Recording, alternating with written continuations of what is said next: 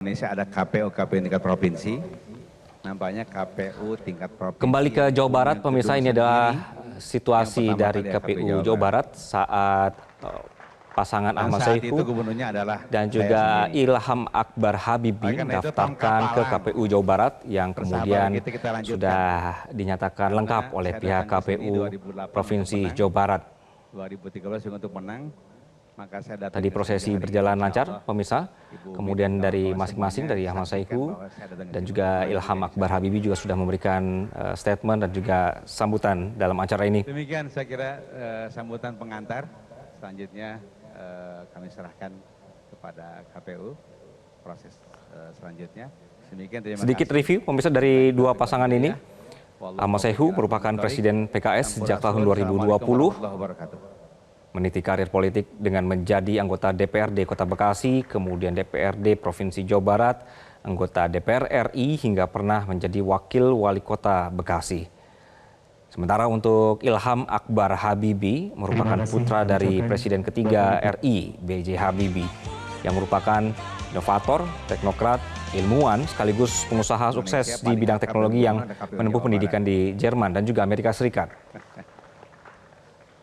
Ya, sekaligus ini nostalgia sedikit ya, supaya tidak tegang, nyantai-nyantai aja lah gitu. Jadi pada saat yang sama KPU Jawa Barat juga istimewa karena kalau di Indonesia ada KPU tingkat provinsi, nampaknya KPU tingkat provinsi yang punya gedung sendiri yang pertama kali ya KPU Jawa Barat.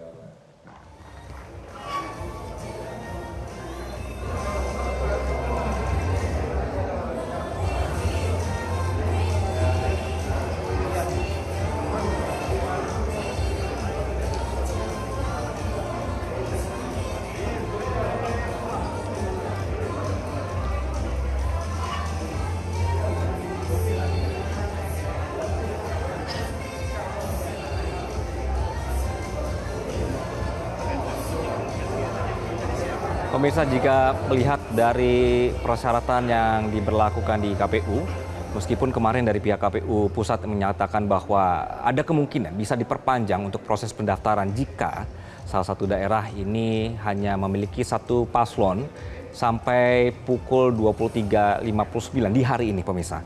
Namun kalau kita melihat untuk KPU Provinsi Jawa Barat, yang seperti Anda saksikan ini, berarti sudah lengkap, ada dua paslon yang mendaftar di Pilgub Jawa Barat.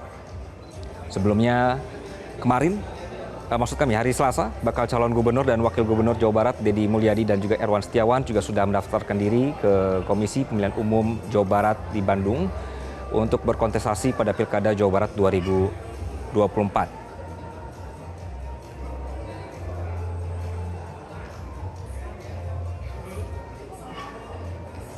Jika Ahmad Saihu dan Ilham Akbar Habibie didukung oleh Nasdem dan juga PKS, pasangan Deddy Mulyadi, Erwan Setiawan diusung Gerindra, Golkar, Demokrat, PAN dan juga PSI, dan mendapatkan dukungan dari 9 partai politik non-parlemen.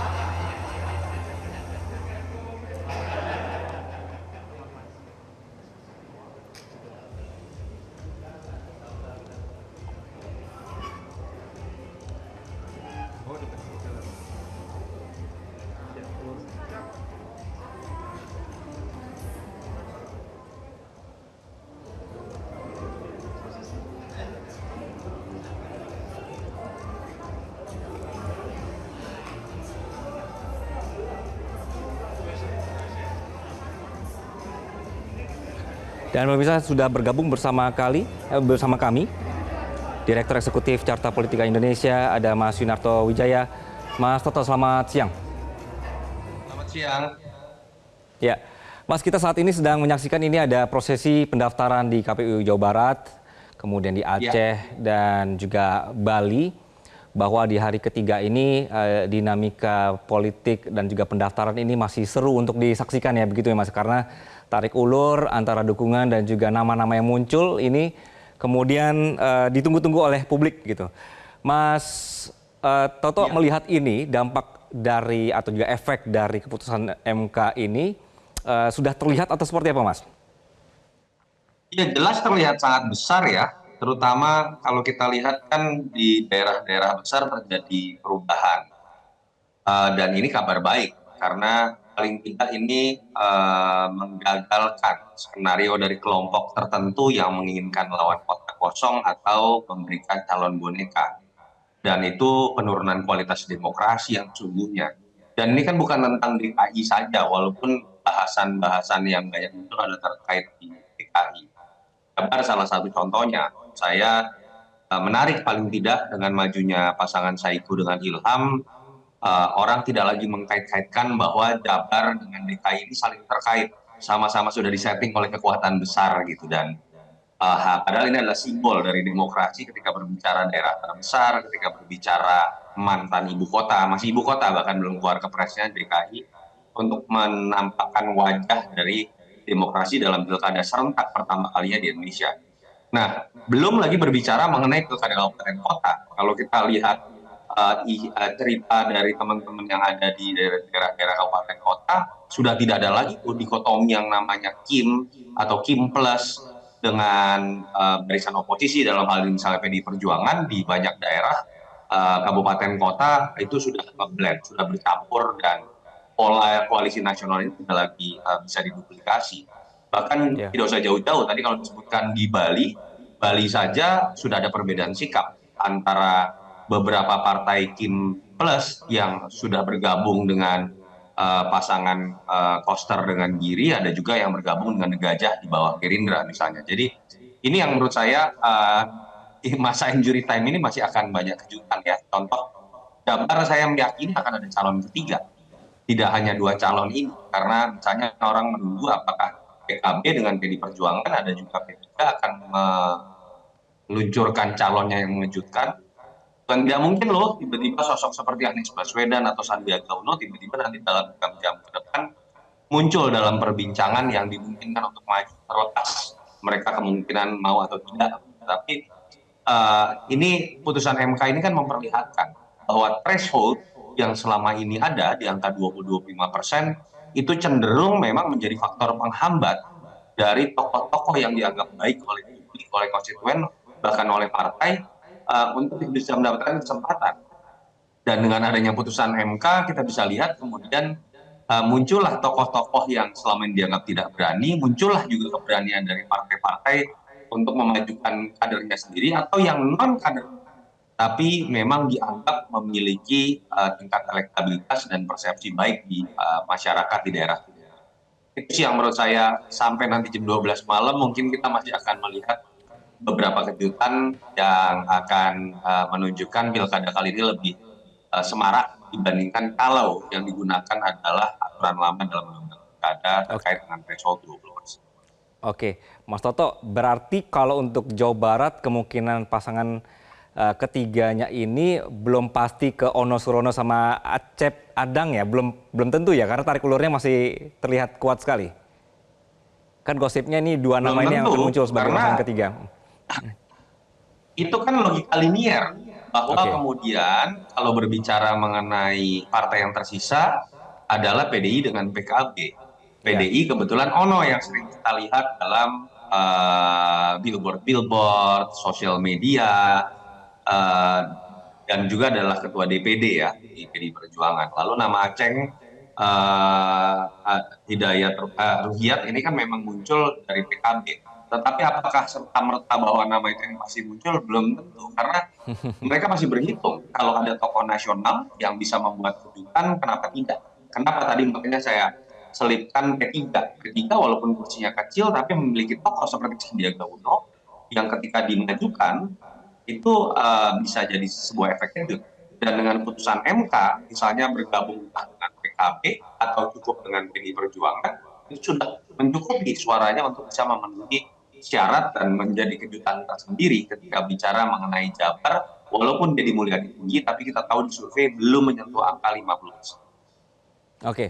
Kalau tadi Anda sempat menyebut nama Anies bisa aja tiba-tiba muncul gitu di Jabar, ini dugaan Mas Toto atau memang sudah dapat bocorannya? Dugaan lah, kalau sekarang itu jangan ada pengamat yang sok tahu lah. Atau misalnya seperti Kodari itu kan suka berbicara resultnya seperti apa, tidak. Dalam situasi penuh ketidakpastian, aturan baru, segala sesuatu mungkin terjadi. Bukan hanya dalam konteks membaca isi hati ketua umum ya, tapi dorongan-dorongan dari bawah sekarang juga jadi sangat penting. Mengingat dengan suara cukup 6,5 sampai 10% ini tidak ada alasan dari DPP atau ketua umum partai tertentu untuk kemudian menolak nama yang misalnya memiliki elektabilitas tinggi atau memiliki ketokohan di level nasional. Itu yang menyebabkan menurut saya segala sesuatu masih bisa terjadi sampai masa injury time, apalagi kalau kita bicara daerah strategis seperti Jabar, ketika bisa membuat kejutan dan memenangkan pertarungan, efeknya itu bukan hanya kebanggaan dalam konteks pilkada, tapi modal infrastruktur politik menuju pertarungan 2029. Oke, Mas Toto sudah menyinggung sedikit nih. Mas, mungkin dari pemirsa juga melihat dinamika yang terjadi di politik Jawa Barat. Seberapa penting, Mas, apa yang terjadi di Jawa Barat ini, apa yang muncul nama-namanya dalam perpolitikan secara nasional, Mas? Ya, sangat penting ya. Faktor kuantitatif kan kita tahu bagaimana suara Jawa Barat tertinggi. Bahkan sekitar 40 juta nanti kalau kita bicara 2029. Lalu yang kedua adalah hipotesa dan sebuah fakta empiris dari data 2024 kemarin hasil pileg memperlihatkan biasanya daerah-daerah yang bisa dikuasai oleh partai tertentu itu biasanya kuncinya adalah karena bupati, wali kota atau gubernurnya adalah kader dari partai tersebut. Sehingga kemudian ini yang saya sebut sebagai modal dasar untuk pemenangan di pileg berikut, termasuk berbicara kepentingan pilpres. Itu yang menyebabkan kenapa sih kemarin sampai RK itu Ridwan Kamil jelas-jelas surveinya paling tinggi, hampir pasti menang, kader Golkar, tapi kok Golkar ngalah. Kalau mau dikatakan spekulasinya ngalahnya emang Gerindra, karena kan Deddy Mulyadi yang kemudian diumumkan adalah kader Gerindra, itu kan menjadi tidak masuk akal. Artinya kan ada sebuah kompromi politik dalam Kim Plus yang kita tahu Kim Plus ini apakah semuanya berdiri sejajar? Tidak. Ada ketua kelas namanya Gerindra. Kenapa? Karena dia partai penguasa nanti yang bisa bagi-bagi kursi menteri, dan kita tahu istilah koalisi dalam sistem politik yang real di Indonesia itu adalah jatah-jatahan beberapa kursi menteri. Itu yang menyebabkan dan menjawab menurut saya kenapa sampai sebegitu ngototnya Gerindra menginginkan berjatah dalam pertarungan pilkada Jawa Barat kali ini. Walaupun semua itu kemudian harus tereliminasi karena putusan MK, tapi itu kan menjawab pertanyaan tadi bahwa Jawa Barat memang dianggap sangat penting. Dan kenapa? Karena kemenangan dalam pilkada adalah awal kemenangan dari pileg. Dan kita tahu juga dalam konteks ini kalau contoh Jawa Barat, kenapa sih Gerindra sedemikian ngotot? Karena Gerindra ini kan punya PR besar ya. Presidennya menang besar, ketua umumnya menang besar dalam pilpres, tapi kok kalah dalam pileg dengan Golkar yang notabene tidak ada satupun kader yang maju dalam pilpres kemarin gitu. Dan itu yang menurut saya jadi pembelajaran bahwa pemenangan atau kemenangan di dalam pertarungan pilkada di daerah yang jumlah pemilihnya besar termasuk Jabar menjadi sangat penting. Itu juga yang menyebabkan menurut saya kenapa kemudian Nasdem dan PKS berani memajukan calonnya sendiri, Saiku dengan Ilham. Juga kenapa PDI Perjuangan, PKB, dan P3 masih mungkin berkutat di panggung belakang untuk memajukan calon terkuat, bukan sekedar kadernya, tapi peluang menangnya misalnya dihitung tidak. Itu yang menyebabkan saya agak berspekulasi mungkin saja akan muncul nama-nama di luar kader seperti Kang Acep atau Kang Mono, nama-nama tokoh nasional bukan tidak benar menjadi kejutan tersendiri di Jawa Barat dalam sisa waktu beberapa jam ke depan.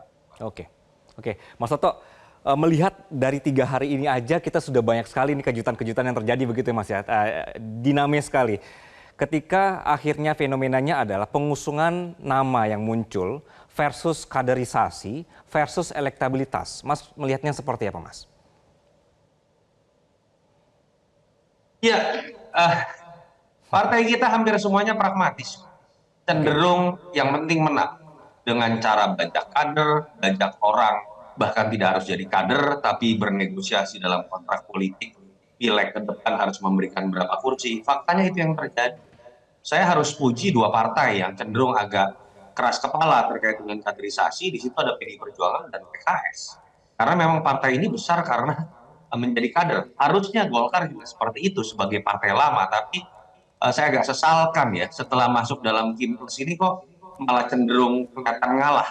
Di Jabar ngalah, di Banten hampir ngalah. Kalau tidak terpaksa Airin melawan, kita tahu Golkar bisa kehilangan kader yang sangat potensial. Nah itu yang menurut saya harus dibenahi ke depan dalam konteks sistem. Berharap dari niatan baik partai menurut saya sulit.